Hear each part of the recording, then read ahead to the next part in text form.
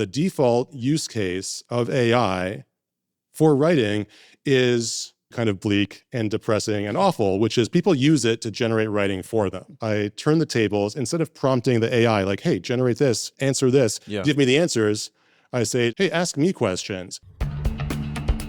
Jay Dixit helps writers improve their writing with AI. He doesn't recommend that AI write for you. He hates that. But he says it can be a great partner to pull ideas out and be there for you when you get stuck and just want to doom scroll. Jay headed OpenAI's writing community and is the founder of Socratic AI. He's a writer and a journalist, and we sat down at South by Southwest to future around and find out. So one of the most common prompts people have with ChatGPT is, hey, I'm writing an essay, I'm writing an email, I'm writing this, just generate it for me. I don't like that at all. I'm trying to steer people away from that. Not just, if you're a college student, using AI to generate writing for you, it's cheating. If you're a creative writer, it's kind of pointless because then you're asking the AI to guess and predict what you might want to say instead of trying to say it yourself. It doesn't work very well, and it tends to produce prose that's kind of generic and flat and uninspired. It kind of smooths and flattens those rough spikes of creativity. So I have a different way of using AI that I've been doing since the first day that I started using ChatGPT, which is that I never wanted to use it to generate writing. It seems really pointless to me. And again, the results aren't great. I use it as what I call a Socratic thinking partner. There's a million elements of that philosophy, of that approach to AI, but one of the easiest ones to explain is that I flip the script.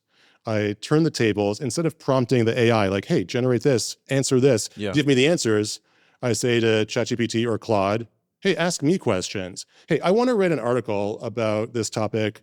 I'm not sure where to start. I have some ideas. There's one personal story I want to incorporate. There's a few studies I want to mention. I haven't really thought through who my audience is, or just start asking me questions about my ideas so I can elicit and surface my own best ideas and whatever stories I might want to use, whatever examples I might want to incorporate, and get me thinking about it. And it works so well. I'll tell you this, my background was as a journalist. I worked at Psychology Today for many years. The main part of that job, certainly the most fun part of that job, was interviewing scientists.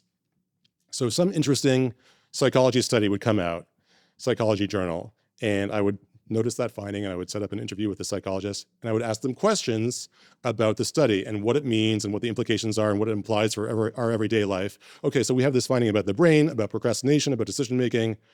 What should I do differently as an ordinary person based on this finding? And I would ask them a series of questions. I would ask them follow-up questions. And my favorite technique as an interviewer is to not have the worst way to do an interview, as you know, is to ask a question, somebody gives an answer, and you're like, okay, great, next question. Yeah, here, let me... yes. Right, exactly. Be an active listener for sure. Yeah, exactly. It's all follow-up questions, right? Yeah.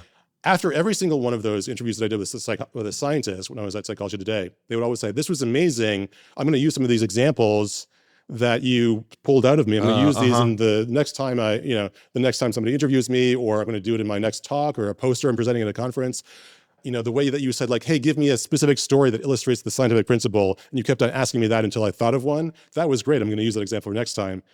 Things surface, ideas surface, insights come together when you're asked questions in ways that they don't when you're just staring at a page and thinking, what should I write?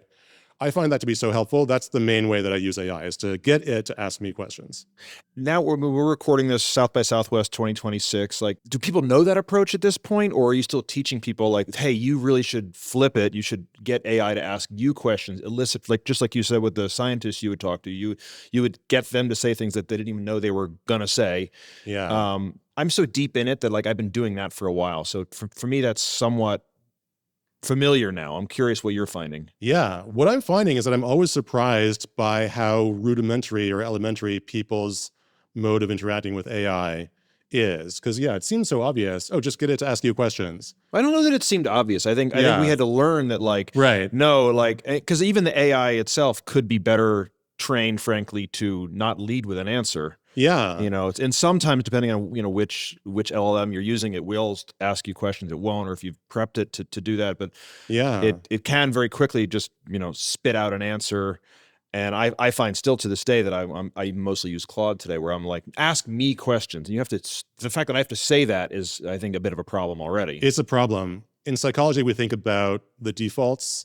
There's studies about 401ks. When you have to opt into a 401k, people don't do it. If you have to opt out, then most people are doing it, right? Yep. Nudges, behavioral economics. So the way that these chatbots are designed right now is that it is pushing users into this lazy way of interacting where it's encouraging you to outsource your thinking, outsource your creativity, generate content, generate prose. So you do have to actively say to ChatGPT or Claude, hey, whoa, stop. Don't try to write it for me. It's presumptuous. Yeah. I'm a writer. What are you doing? You can't do that. Stop. Don't, because it's true. Like if you just say, hey, I wrote this. How is this? If you say that to ChatGPT, its response will be, here's a tightened, polished version of what you wrote. Yeah. I've refined the prose, blah, blah, blah. It does that automatically, I've even if you don't ask for all that. the edges. Yeah, exactly. And smoothing out maybe the most interesting parts that could be, right? So you have to push back against that actively. You have to know to say, that's not what I want at all. Yeah. How dare you? I'm the writer. I'm the creative person. The ideas are going to come from my mind, not yours. Instead, please just ask me questions. However, once you say that, the AI totally gets it. It'll flip instantly Right. this other mode, this Socratic mode, and then it works really well. So what are some specific ways that you use it in that Socratic method, either before you start writing, during the writing process? Like what are some examples of how it's been really, really helpful to you or folks that you've worked with? Yeah. So I do use it at every phase of the process. So when I'm first starting out, I will say, hey, I'm going to give a talk at South by Southwest EDU, and it's going to be a talk about how to steer students away from using AI for cheating and toward inspiring them to want to learn to write and want to learn to think and express themselves clearly. I'll say that as a very starting point. I'll say, Claude, ask me questions. And it'll ask me a question like, great, that sounds amazing. That's a wonderful topic. It's important. Maybe glaze me a little bit, no, but not too much, I think. And then it'll say a question like, okay, well, what's the one insight you want people to walk away with? Or it might ask, what feeling do you want people to be feeling in their body when they're hearing this? And I might say, oh, I know, I could answer that. It's inspiration. I want them to feel excitement about the thrill of being able to bend the English language to your will and wield language with clarity and precision. I want them to feel that visceral sense of excitement. So, right, when I'm asked questions, it's easy. I know the answers, right? I might not know the answer before I'm asked, but if you ask me a question like you're asking me now, like, right. oh, good question. Yeah, I know the answer. I thought about that a lot, right? So I use Claude at the beginning there in that ideating process, like ask me about my ideas and I'll come to new connections and examples that I might not have thought of. I also use it a lot for feedback, and I'll use it at different phases of the writing process for feedback. Certainly I'll use it at the very end, like, hey, I wrote this entire speech. How is it? What do you think? And again, it's not, we always hear that AI is sycophantic. I don't, maybe. You don't mind it? No, what I'm saying is maybe my drafts just need a lot of work, but it's not sycophanting me very much. It might say like, oh, this is you make some really good points here, and the introduction is really strong. It's not there yet. It gives you a little shit sandwich. It really does. Praise Yeah. it's top, a little it went tough love in the middle there. It went to one of those leadership management, leadership development training seminars and learned how to give feedback in a diplomatic way, but it does not hold back. So I'll use it for overall feedback. I also use it just in the process. Hey, I wrote this sentence. Does this make sense? What I try to do when I'm asking Claude a question and asking for feedback is I give it the criteria. I don't just say, hey, I wrote this. What do you think? Do you like it? I say, what I'm trying to do here is make students feel like learning to write is actually a superpower, and that being able to express yourself clearly is really fun. That's what I want them to feel. Does this paragraph convey that or no? Yeah. And I'll give it the criteria, and then it'll literally measure my writing against what I have said that I want. And at the beginning, Claude has asked me, what are your goals for this? What feeling do you want them to feel? What insight do you want them to have? And it'll measure my final draft against those criteria that I myself have defined. I know one of the ways you use it is to sort of get unstuck. You've written a couple paragraphs and it's like, oh, I don't know where to go from here. Maybe you could explain how you use it in that case to get unstuck. And then I'm curious as a follow-up to that, if you're worried that we turned it too quickly, we get stuck and it's like, oh, I'm stuck. Shit, help me out, instead of going for a walk or something, which we might have done before. I love going for a walk. I like the idea of using different modalities of writing and thinking to access different parts of our brain. Maybe it's all the same part of your brain, but just different types of ideas and creativity. So I do find that I have different ideas when I go for a walk. I have different ideas still when I'm writing longhand in my notebook with my fountain pen. I have different ideas still when I'm typing on my laptop. I have different ideas still when I'm dictating. I have different ideas when I'm talking to people, when I'm asked questions by Claude. So I'm trying to get all of the best ideas and concatenate them and aggregate them, right? So I think I would never tell, first of all, if somebody has a process in their creative process or a step in their creative process that works for them, do that. If you tell me like going for a walk, I get amazing ideas, that's amazing, right? So when I think about getting unstuck, first of all, those are all still lines of defense that I still use. This is additive, not replacing. I will also say part of my problem, and the problem I think of a lot of writers in writing, is not a lack of ideas, it's emotional difficulty. Writing is hard. Expressing yourself precisely is hard. Knowing what to say is hard. You have a bunch of ideas, you get them down on the page, and then you maybe have somewhere you're trying to get to a conclusion, or if it's a story, like the end of the story, but then you might feel like, oh wait, that doesn't make sense. Like, how am I going to get from here to there? I don't know the answer. So it's kind of like when you know the answer, then writing, then the words just flow. But when you get to the point where you feel like, gosh, I don't know what I should say next or how to do this, that isn't just a dispassionate lack of knowledge. It feels like shit. It feels awful to be like, fuck, what am I going to, that's where it's aversive. It's frustrating. It's, writers sometimes call it having the dark night of the soul, right? Where it's like, I don't know how to do this. Like this screenplay is not working. What am I supposed to do? I've already spent 2 months on this, and now I look at it and it's just too much like every other screenplay. It's too boring. Like it needs something. I don't know what it needs, but it's missing something, right? That feeling, that's where in that moment, that dark night of the soul, that frustrating moment of doubt, where I am then tempted to pick up my phone and start scrolling on Instagram, or put it down and feel like I'm going to go to something else, call a friend, whatever. And then the problem is that I don't only go away for the exact number of minutes I need to think of the solution. I go scroll on Instagram, and then it might be 2 hours later when I'm like, gosh, I need to get back to that. But then I still might not get back to it, because then getting back to it is getting back to that aversive feeling of being like, oh yeah, but I still don't know what comes next. I feel stuck. So if I had a full-time writing professor who was sitting next to me at all times, I could probably say, okay, I feel stuck. Like, I'm not sure what to say next. And that person could say, okay, well, what's the endpoint you're trying to get to? And what do you want this next passage to do? Do you want it to be a specific example of the principle, or do you want it to be a new principle, or do you want it to be more explanation of the thing you said before? Or is it like, it's a shift from pure information to making it really personal? Like, tell me about like what your objective is before we even talk about what the solution is. Somebody could ask me that question if I had that person there, but when it's 1 a.m. and I'm by myself, I don't have that, right? I usually don't have it at all. I don't, some people have writers groups or writing partners. I don't have that. I'm a solo writer. So that's where having the AI there to say like, I feel stuck, ask me questions, can then keep me in the moment, keep me in the project, in the world of the story, instead of fleeing and wanting to procrastinate or burn time on Instagram.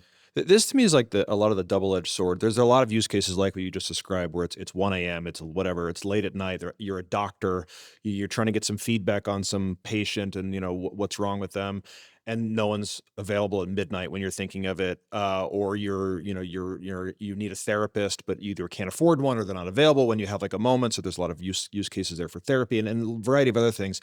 And so it's both amazing in that you now have access to some of these, I don't know, superpowers, for lack of a better way of putting it at the moment. But also, if you always rely on that feels sort of problematic. So I'm curious if you've wrestled with that or you've observed that. Yeah, I think it depends what you mean when you say rely on it. Because what I don't like is, I've written this paragraph, I need a transition, give me 5 options for what the transition should be. And I'm going to pick and choose from various AI-generated things. I think relying on that probably leads to flattening out the rough edges of amazing human creativity. If I'm saying to the AI, I feel frustrated, I'm not sure what to write next, and it says, well, you've been working on this for 4 hours already, maybe go for a walk, then it's helped me, right? So I think you do need to have a commitment and a philosophical perspective of wanting the creativity to come from you, because you can very easily slip into over relying on it to generate the solutions and the answers and the pros for you.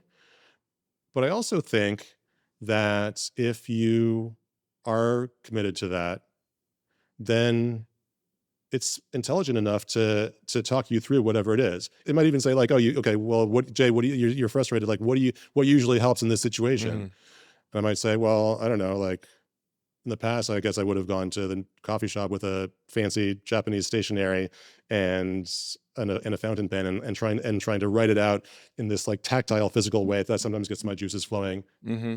If it says that to me and I do it, like it's helping me, right? Yeah. So what are you, we're here at South by Southwest in Austin. Like, what are you paying attention to as a writer? I'm sure, and I know you're a photographer as well. You have an eye, you're observing things. What's caught your eye this week? I've gone to a bunch of AI sessions, and it's what you and I were saying before about, isn't it surprising that most people are still using AI in this default way? So it does make me it does make me feel in a self-flattering, self-aggrandizing way like, oh, maybe my message really is necessary, because as much as it feels obvious to you and I, like, oh, well, just don't get it, let it do the thing for you, do it yourself. Mhm. You're the creator. It makes me realize I think this message is important. Yeah. I also have been taking photos for Wikipedia. I know. That's Yeah. a whole Talk, side. talk to me about that, Yeah. because it's a cool thing that you're doing. Yeah, it's totally separate. Although I will say that there's a lot of synergy between Wikipedia and LLMs. Did you see Jimmy while he was in town, by the way? I did not see Jimmy. I walked into a room yesterday and Jimmy Wales was right in front of me. Oh, nice. Yeah. Yeah. Sadly, I only caught a couple minutes of it, but he has a new book out. Cool. What's the book? It's about trust. I forget Okay. the title of it, but it's about how to build trust in this world that we're in right now. Yeah. Yeah. My side gig, my hobby is photography. I think I like it maybe because it's so different from writing. I spend all day thinking about ideas and stories, characters and emotions, suspense and surprise. I don't know, humor and wit and words and syntax and everything. And I think at the end of the day of just doing that, even though that's my primary love, I'm a writer, that's who I am in my soul. I like the idea of just putting down the pen and grabbing a camera and heading out. And then photography is so physical. It's crouching to get the shot, or it's literally chasing after a celebrity, calling their name, being like, "Hey, can I get a photo of you for Wikipedia?" Yeah. Wait, So, explain yeah. why you're taking photos for Wikipedia. Yeah. Like, why does Wikipedia need your photos? Well, that's a good question, because short answer, because the photos on Wikipedia are terrible. And there's a reason for that. So the articles, as you know, on Wikipedia are really amazing. They're well written, they're well sourced, they're accurate. But the photos, especially you look at a photo of an article about a known person, often the article is really fantastic, and then the photo is grainy and out of focus and from 16 years ago. And the reason is that whenever you upload a photo to Wikipedia, it has to be Creative Commons license, which means that you give away all rights to make any money from that photo, and anybody can use it for anything they want as long as they attribute you. Mm-hmm. Which just means that professional photographers don't do that. Right. Which means that the photos on Wikipedia of celebrities are not taken by professional photographers. It's just some random person at an airport saying, "Oh, look at it, it's Pete Davidson." And then you take out your cell phone and then you take a photo, and that's the official photo for years of Pete Davidson. Yeah. And so we're trying to change that. So we're a ragtag band of volunteer photographers who are hobbyist photographers, people who don't care about trying to make money from our photos, where the idea of giving away our photo to Creative Commons and then it being seen by 10 million people and us not being paid is actually kind of a dream come true for hobbyist photographers. So that's what we're doing. Interesting. I mean, it's I don't know, how do professional photographers, do they care that you're doing this and not charging for it, or is that rubbed them the wrong way? Yeah, it does rub them the wrong way, because we're on the red carpet in the photo pit side by side with people from Getty and people And they'd like to sell their photos. And, yeah. So the way that we try to solve that is by just not being very quick and responsive. So I'll take a photo of Sydney Sweeney on the red carpet, but all the Getty guys are going to upload their photo that day, and I'm going to wait a couple months before I upload it. So I'm not competing with them. And then I'll upload it later and be like, "Oh, this is from a few months back at the Toronto Film Festival. This is the photo." And then I replace the photo on Wikipedia. So I'm trying to not incur on their Is living. there a favorite shot that you've gotten that you told me how physical it is? You're crouching, you're running, is there one that comes to mind? Yeah, that photo of Sydney Sweeney was fun because it became it's the photo of rec. The nice thing about Wikipedia is that when you Google somebody, a person, the Wikipedia article is the top result, Right. always. So that means that my photo is getting seen by like 10 million people. So then when Sydney Sweeney had her, like I'm wearing blue jeans because my eyes are blue, eugenics controversy. Yes. Then my photo is the photo that everybody's looking at. So that's really fun. And I've had a few moments like that. And then your photo gets used by many other people because Yeah. So Then I start getting Google News alerts saying, the local whatever press publication that you never heard of it has your photo, and then it's my photo of Sydney Sweeney, and it's there, and it's used because again, but it's my name. It gets attributed, so I get to see that my photo gets used widely. So that's really fun. Yeah. Do you have thoughts on? I'm going to switch from AI and writing to AI and photography, AI and the moving image. Like, I went to a number of events here at South by on what it means to be a creator in this age, and it's all about we talk about AI can smooth out the rough edges or the personality, and that's exactly the opposite of what you want to do today because you want to be kind of spiky and interesting. I'm curious how, I don't know what your thoughts are on that big topic or how it relates to photos and videos and media today, I guess. Yeah, it's interesting because even just a few years ago, smoothing out the rough edges, take a photo of a client, a headshot, right? People want the rough edges smoothed out, like, oh, I have a zit here, Yep. I have a scar here. In the Instagram era. Yeah, exactly. Everybody would want that, and retouching the photos professionally with professional editing tools was an important part of a photographer's craft and living. If you deliver a realistic, highly accurate photo to a client, they're going to be upset and be like, "I paid you $1,000 for this," and then all it is my crow's feet, and I have bags under my eyes. Get rid of that. Yeah. Now people want that less because now having a photo that looks perfect is AI coded. It looks like it's AI generated. So now people want more imperfections in their photos. So that's just an interesting shift. I do worry about photographers because it used to be that if you wanted a really flattering professional headshot, you had to pay a professional photographer to do it. Mm-hmm. And now you can use your iPhone to take a crappy photo and then ask Google Gemini to turn it into a professional headshot, and it does it, and it looks good, and it's only going to get better. 3 months from now, it'll probably be 10 times better than it is now. So that's worrisome for people who make their living from that. So I don't know what the answer to that is. I do feel like I benefit from AI in my photography because like I said, I'm not a professional. I'm still learning. I'm very much trying to get better at photography, and I find it to be really surprisingly helpful when I say, "Hey, I took this photo of Alanis Morissette at the concert the other night. What do you think?" And it'll give me feedback on framing, composition, lighting. Oh, interesting. How to edit it. I've never thought to use it. I know that every time I take a photo, especially with my smartphone, there's there's many forms of AI, and it's very much baked into my Pixel phone or your iPhone. It's especially when you take night photos, like the way it takes the night sky. It's like, we could get meta here, like what even is a photo? Yeah. But I've never thought to do what you just said, which is to upload a photo and ask for feedback on composition, lighting, like how might I do it better next time? Yeah, it's really good at that. It's going to say, "Oh, well, let me ask you this, Jay. What's the subject in this photo? Like, what story are you trying to tell?" And if I don't have a good answer to that, just make, again, it gets me thinking in this Socratic way, like, oh gosh, yeah. So maybe I should frame the subject more closely and have more separation from the background so that I can figure out what I'm trying to convey with this photo instead of just snapping a random shot. Yeah.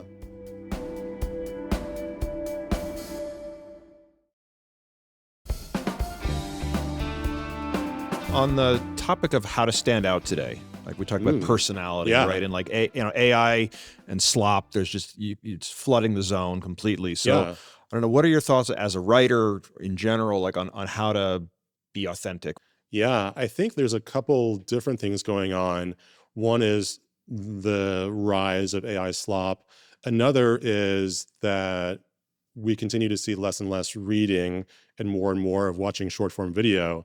So my advice to writers to stand out or to get noticed would be to not only have your Substack and write, but also do vertical video of your ideas and be a talking head. There's no requirement to dumb down your ideas or make it simplistic or smooth out the edge. You can have a 6-minute video talking about the complexities and nuances of the ideas that you're talking about. But I do think that getting people to read your writing, doing video is a great way to do that. As for authenticity, I don't know what's going to happen, but I do think that as we see more AI generated content, maybe that the weirdness, the quirks, the human stories, the awkward moments, I don't know, of human writing will stand out more. So same advice that I would have given without that, which is just resist the impulse to let AI do the writing for you. Yeah. I think it's going to be more and more important the more people grow weary of AI generated writing. Yeah. I mean, I'm tempted to think we're here in Austin. The catchphrase here is keep Austin weird. Yeah. I feel like that may apply to writers, creators of all stripes, like stay weird. Yeah, I think so. I mean, weird, personal, vulnerable, when you, there's a musician, Nick Cave has a saying where he says, data doesn't suffer. So if you talk about, I mean, I'm not saying like just, trauma dump and only talk about the awful things that have happened to you, but if you tell a vulnerable personal story about a difficult moment or a loss, or I don't know, I think people are, I also tell stories at the Moth. People are hungry for real human emotion. I don't know if that's more now than ever. We always have wanted that. So if you can share something maybe where you're not the hero of the story, where you're flawed and you're making mistakes, I think people like that. Cool. I know one of your favorite interviews that you've done, you interviewed George Carlin a few days, unfortunately, before he died. Yeah. Do you have a sense of like, this is a hard question, but like, what do you think he would make of this moment? What would he find interesting, exciting, weird? Yeah, it's a really good question. From your 2-hour interview with him? He talked about how he dislikes groups and what an individualist he is. And he said in the interview that he loves a human, a person, but he hates people. Mm-hmm. And so I think he would probably have a lot to say about our groupish society where we've divided into polarized factions and we're hating people on the other side. I think that's exactly what he was critical of, the horrible things that happen to people when they assemble and affiliate in groups that don't happen when they're on their own. So yeah, I think he might have a really insightful perspective on political polarization. I'm sure he would. I don't want to end there. Is there something?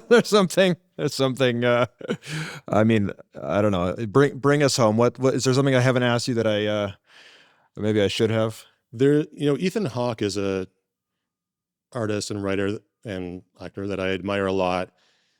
He had a quote recently where he said, "I'm so bored by AI." And I could understand why he says that, because he's probably thinking of the bleak default use cases, AI slop and AI generated everything.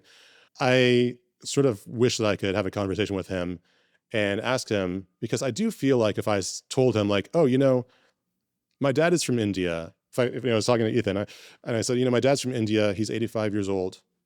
And for years, decades really, I always thought it would be so cool to capture and record his stories from growing up in India in the monsoon and swimming in the water hole and assembling radios and transistors. He's a particle physicist is what he became later in life, but just to hear about where he came from in that world. And I always felt intimidated. We have a bit of a formal relationship maybe where our way of interacting is he worries about my finances and gives me advice about, when I should get married or, the fact that I should get a full-time job instead of trying to start my own business or be a freelancer. And that's the way that he expresses love and concern. But we don't have a relationship where I can just be like, Dad, like, so what was it like? Really? Like, can you tell me? Like, and also to that point, like, I don't think jobby jobs are all that stable right now. That's the whole exactly. Yeah. But that's not the mental model he has. Right. Yeah. Exactly. Yeah. So I was telling this to Claude, and it was an interesting conversation because I started out vibe coding. I was like, Claude, I want to do these interviews with my dad, design a knowledge base where it's going to be different, we'll have different eras, then we'll have different locations like Delhi, Nagpur, Bhopal, Chicago, where he met my mom, Los Alamos, where they lived together, Ottawa, where I was born. So, so we can like slice and dice and search geographically and by era and by topic and by theme, and I happen to mention, because the reason I'm doing this is because my dad's older and I don't know how much longer he's going to be around, but I really want to build this system so that I can have all his stories and I can build this database for searching them. And Claude said, wait, Jay, you just said your dad's not going to be around for that much longer. You are building this database searchable thing as a way to avoid interviewing your dad. We need to stop doing vibe coding this thing, and you need to text him right now and schedule the first interview. What are you waiting for? You just told me, Jay, he's not going to be around forever. His memory's not going to be sharp forever. Stop trying to build the thing and start actually doing the thing. You need to do that. Yeah. And I said, oh shit, you're right. And I said, okay, I'm going to text him. And it said, okay, do you want me to generate the text for you? And I was like, okay, no. I'll do the writing myself. Yeah, don't worry. That I got. But thanks for the reminder. Yeah. And I sent him a text message. It was weird for me to be like, hi, so Dad, can you just tell me about your childhood? That felt weird to me. I felt like I was crossing some boundary. It felt transgressive or not allowed or something. But Claude reminded me that this is urgent and important. And I think it said, Jay, this is the most important thing on your to-do list. And then I did it. Okay, if I said that to Ethan Hawke, I don't think he would say, AI is so boring, right? I think what he would say is, okay, that's an amazing use of AI. People need to be doing that instead of using AI to generate writing, right? So that's sort of, I don't know, that's how I think about it, that we need to be using AI to unlock our humanity, to do the things that we're scared to do, to elicit stories, I don't know, all these things that bring out our humanity and help us be the creative people, the writers that we want to be, but things are standing in our way. I love that. What is Ethan's photo on Wikipedia? Is it good? Does he need a new one? You're going to go find him on the red carpet and yell this out to him? Ethan! Yeah, maybe I should. Maybe that would be a good way in. He's really present on the red carpets. He's all, he was at Sundance. I saw him give a talk about Robert Redford. So I'm pretty sure he probably has a good one. But, okay. He has this quote about poetry is equipment for living. I just find it really inspiring. I think he and I would have a lot to talk about. Right on. Yeah. Jay, I really enjoyed this conversation. Me too. Thank you so much. This is Future Around and Find Out, and I am so excited to keep exploring with you, to keep steering the future in the right direction. Go to futurearound.com to get the newsletter, to ask questions of upcoming guests, and to find more ways that we can build a better future together.